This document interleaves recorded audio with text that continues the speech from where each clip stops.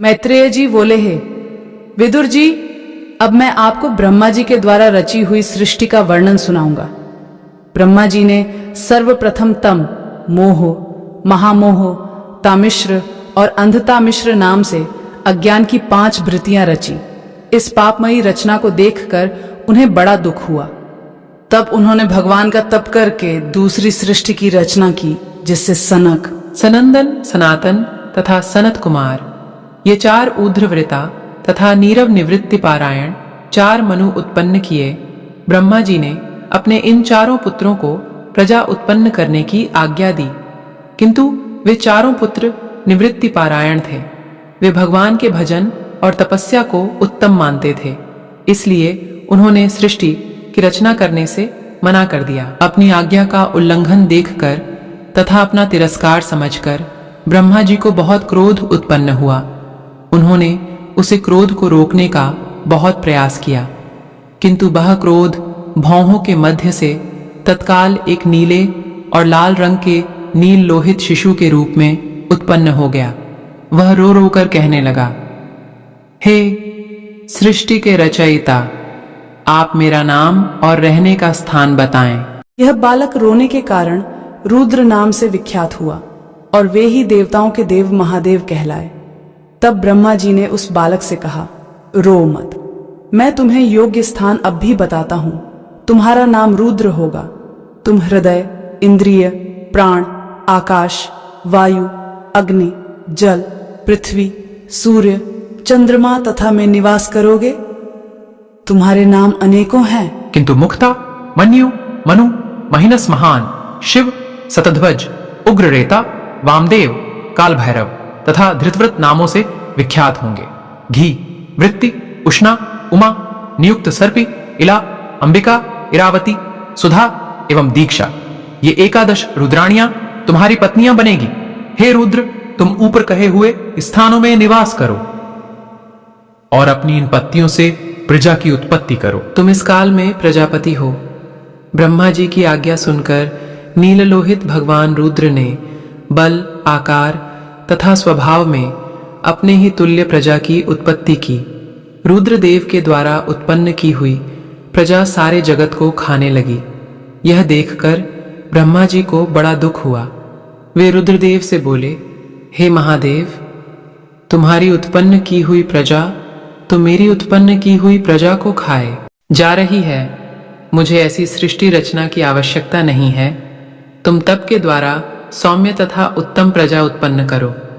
श्री मैत्रेय जी बोले, ब्रह्मा जी की आज्ञा को सुनकर रुद्रदेव अति प्रसन्न हुए और तपस्या के लिए वन को चले गए। इसके बाद ब्रह्मा जी ने अपने संकल्प से 10 पुत्रों की उत्पत्ति की। उनके नाम मारीचि, अत्रि, अगिरा, पुलस्त्य, पुलह, कृतु, भृगु, वरिष्ठ, दक्ष तथा नारद थे।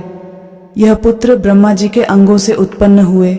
नारद जी गोद से उत्पन्न हुए, दक्ष अंगूठे से, वरिष्ठ प्राण से, भृगु त्वचा से, कृतु हाथ से, पुलह नाभि फूल से, पुलस्त्य कान से, अगिरा मुख से, अत्रि नेत्रों से तथा मारीचि मन से उत्पन्न हुए। ब्रह्मा जी के दाएं स्तन से धर्म की उत्पत्ति हुई, जिससे नर नारायण के रूप में स्वयं भगवान प्रकट हुए। ब्रह्मा जी की पीठ से अधर्म उत्पन्न हुआ। हृदय से काम, भौहों से क्रोध, मुख से सरस्वती, नीचे की ओठ से लोभ, लिंग से समुद्र, गुदा से निरति तथा छाया से कर्दम ऋषि प्रकट हुए। इस प्रकार यह संपूर्ण जगत ब्रह्मा जी के मन और शरीर से उत्पन्न हुआ। हे विदुर जी, ब्रह्मा जी की कन्या सरस्वती बड़ी सुंदर थी, सुकुमारी थी। एक बार ब्रह्मा जी उस कन्या को देखकर कामित हो उठे। ब्रह्मा जी का ऐसा अधर्मपूर्ण संकल्प देखकर उनके पुत्रों ने उन्हें समझाया। पुत्रों के समझाने से ब्रह्मा जी अतिलज्जित हुए और उन्होंने अपना वह शरीर त्याग दिया। वहीं शरीर कोहरा तथा अंधकार के रूप में 10 दिशाओं ने ग्रहण कर लिया। इसके बाद ब्रह्मा जी ने 4 वेद उत्पन्न किए। उन्होंने रथविजों के कर्म, यज्ञ का विस्तार, 4 आश्रय, धर्म के 4 चरण, इन सब का निरूपण किया। विदुर जी बोले, हे मैत्री जी, ब्रह्मा जी के किस मुख से कौन सी वस्तु की रचना हुई, आप कृपा करके समझाइए। श्री मैत्रेय जी बोले, हे विदुर जी, प्रजापति ब्रह्मा जी के पूर्व वाले मुख से ऋग्वेद, दक्षिण वाले मुख से यजुर्वेद, पश्चिम वाले मुख से सामवेद तथा उत्तर वाले मुख से अथर्ववेद की रचना हुई। इसी प्रकार शास्त्र विद्या, स्तुतिस्तोम एवं प्रायश्चित आदि 4 कर्मों की उत्पत्ति हुई। इस प्रकार क्रमशः आयुर्वेद, धनुर्वेद, गंधर्ववेद तथा स्थापत्य शिला विद्या वेद, इन सभी वेदों की रचना हुई। इसी प्रकार ब्रह्मा जी ने मुख से इतिहास पुराण 5वां वेद उत्पन्न किया तथा 2 भाग भी, विद्या, दान, तप, सत्य, धर्म के 4 चरण तथा 4 आश्रम उत्पन्न किए। आश्रमों की वृत्तियां इस प्रकार मानी गई है: सावित्री वृत्ति, प्रजापत्य वृत्ति, ब्रह्मा वृत्ति तथा बृहत वृत्ति। ये 4 वृत्तियां ब्रह्मचारियों के लिए बताई गई है। वार्ता वृत्ति, संचय वृत्ति, शालीन वृत्ति, शिलोच वृत्ति, ये वृत्तियां ग्रस्त के लिए है। वैखानस, बालखिल्य, औदुंबर तथा फेनप, ये 4 वृत्तियां वानप्रस्थों के लिए है। कुटीचक, बहुदक, हंस तथा परमहंस, यह 4 वृत्तियां सन्यासियों के लिए है। इसी प्रकार आन्वीक्षिकी, त्रिली, वार्ता, दंडनीति, ये भी ब्रह्म जी के 4 मुख्य से उत्पन्न हुई है। ब्रह्मा जी के हृदय से ओंकार प्रकट हुआ। वर्ण, स्वर, छंद आदि भी उनके अंगों से प्रकट हुए। ब्रह्मा जी के रोम से उष्णिक छंद, उनकी त्वचा से गायत्री छंद, मांस से त्रिष्टुप छंद, उनके स्नायु से अनुष्टुप छंद, हड्डियों से जगती छंद, मज्जा से पंक्ति छंद तथा प्राणों से बृहति छंद उत्पन्न हुआ। ब्रह्मा जी की जीभ से क वर्ग से प वर्ग तक तथा शरीर से स्वर, इंद्रियों से ऊष्म वर्ण तथा अंतःस्थल से या र, ल, व उत्पन्न हुए। ब्रह्मा जी की क्रीड़ा से 7 स्वर निषाद, ऋषभ, गांधार, षट्स, मध्यम, धैवत, पश्चम उत्पन्न हुए। हे विदुर जी, इतनी सृष्टि रचने के बाद ब्रह्मा जी यह विचार करने लगे कि मेरी सृष्टि की वृद्धि नहीं होती है। जब ब्रह्मा जी इस विचार में बैठे हुए थे तब उनका शरीर 2 भागों में बंट गया। का ब्रह्मा जी नाम है, उसके 2 भागों में बांटने से शरीर का नाम के कायक पड़ गया। उस कायक के एक भाग से स्त्री और दूसरे भाग से पुरुष उत्पन्न हुआ। उसे पुरुष का नाम स्वयंभू मनु तथा उस स्त्री का नाम शतरूपा था।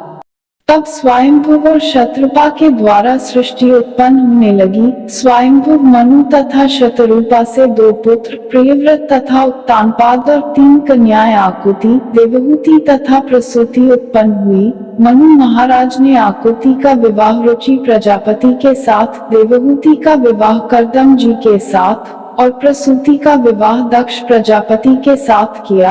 इन तीनों कन्याओं से ही सारे जगत की सृष्टि उत्पन्न हुई। श्री शुकदेव जी बोले, हे राजा परीक्षित, श्री मैत्रेय जी से सृष्टि का विस्तार सुनकर विदुर जी इस प्रकार बोले, हे मैत्रेय जी, ब्रह्मा जी के शरीर से उत्पन्न स्वयंभू तथा उनकी पत्नी शतरूपा ने फिर क्या किया? आप त्रिकालज्ञ है, अतः यह मुझे समझने की कृपा कीजिए। श्री शुकदेव जी बोले, हे राजा विदुर जी के मुख से ऐसे वचन सुनकर श्री मैत्रेय जी बोले, हे विदुर जी, जब स्वयंभू मनु तथा शतरूपा का जन्म हो गया तब वे दोनों विनम्रता पूर्वक हाथ जोड़कर अपने जन्मदाता ब्रह्मा जी से बोले, हे पूज्यपाद, हम आपको नमस्कार करते हैं। हमें क्या आज्ञा है? आपकी प्रसन्नता के लिए हम कौन सा कार्य करें? ब्रह्मा जी बोले, हे पुत्र, तुम्हें मेरा आशीर्वाद है, तुम्हारा कल्याण हो। तुम मेरी आज्ञा से अपनी भार्या से संतान उत्पन्न करो तथा धर्म पूर्वक इस पृथ्वी का पालन करो। तुम प्रजापति हो, यज्ञ पुरुष भगवान की प्रसन्नता के लिए यज्ञ करो।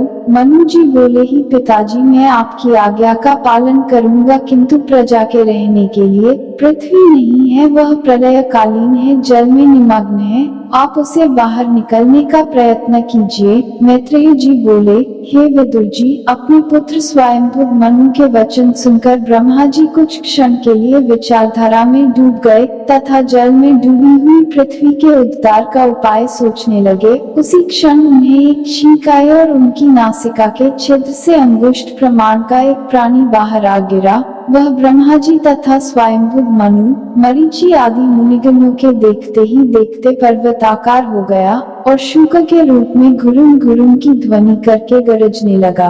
उन माया में 12 भगवान की घुरघुराहट सुनकर अपने पुत्रों सहित ब्रह्मा जी भी अति प्रसन्न हुए और वेद मंत्रों से सब मिलकर उनकी स्तुति करने लगे। 12 भगवान पहले आकाश में उड़ गए और फिर अपने कठोर शरीर, त्वचा, कड़े कड़े रोम, सफेद दाढ़ों तथा नेत्रों से चारों दिशाओं को कंपायमान करने लगे। वे मेघपुंजों को खुरों से छितराने लगे और सूंघ सूंघ कर पृथ्वी का पता लगाने लगे। उनका स्वरूप बड़ा ही क्रूर तथा भयंकर था, किंतु अपनी स्तुति सुनकर बड़ी सौम्य दृष्टि से उन सब मुनिगणों की ओर देखकर प्रलय काल के अथाह जल में कूद पड़े। जल को चीरते हुए रसातल में पहुँचे और वहां से जल में डूबी हुई पृथ्वी को अपनी दलों पर लेकर रसातल से बाहर निकले। पृथ्वी को दांत पर रखकर लाते हुए देखकर आदि दैत्य हिरण्याक्ष ने 12 भगवान को ललकार कर गदा का प्रहार किया। तब 12 भगवान ने उस दैत्य को इस प्रकार मार डाला जैसे सिंह हाथी को मार डालता है। तब नीलवर्ण 12 भगवान पृथ्वी को अपने दांत पर रखकर जल से बाहर निकले। उस समय ब्रह्मा, मरीचि आदि मुनियों को यह निश्चय हो गया कि भगवान ने पृथ्वी की उद्धार के लिए अवतार धारण किया है। तब वे उन यज्ञ पुरुष भगवान की ऐसे प्रार्थना करने लगे। ऋषिगण बोले, हे यज्ञपति, आपको नमस्कार है। आप एक यज्ञ रूप हैं। अपनी डूबी हुई पृथ्वी को जल से बाहर निकालने के लिए यह अवतार धारण किया है। आपकी त्वचा से गायत्री आदि छंद, रोमों से कुटा, नेत्रों से घृत तथा 4 चरणों से ऋत्विक के कर्म प्रकट हुए हैं। आपके मुख से श्रुक, नासिका से श्रुबा, उदर से यज्ञीय पात्र, मुख से ब्रह्मपात्र, छिद्र से सोमपात्र प्रकट हुए हैं। हे ईश, आपके चबाने से अग्नि होम तथा अवतार ग्रहण करने से दीक्षा, गर्दन हिलाने से 3 इष्टियां तथा दाढ़ों से दीक्षांत सृष्टि उत्पन्न हुई है। आपकी जिह्वा महावीर नाम का कर्म है। सिर होम रहित अग्नि है। प्राणिष्ट का चयन है, वह वीर्य सोम है। आपका बैठना प्रातः, मध्य तथा संध्या काल के 3 समय है। आपकी 7 धातु में अग्निष्टोम, अत्यग्निष्टोम, उक्त, षोडशी, वाजपेय, अतिरात्र और आप्तोयाम नाम के 7 यज्ञ हैं। शरीर के जोड़ 17 हैं और इस प्रकार आपका संपूर्ण शरीर यज्ञ में है। हम आपको बारंबार प्रणाम करते हैं। आपने अपनी पत्नी जगत माता पृथ्वी को रसातल से ऊपर लाकर जल पर स्थापित किया है। यह सब कार्य आप अपने लीला से ही किया है।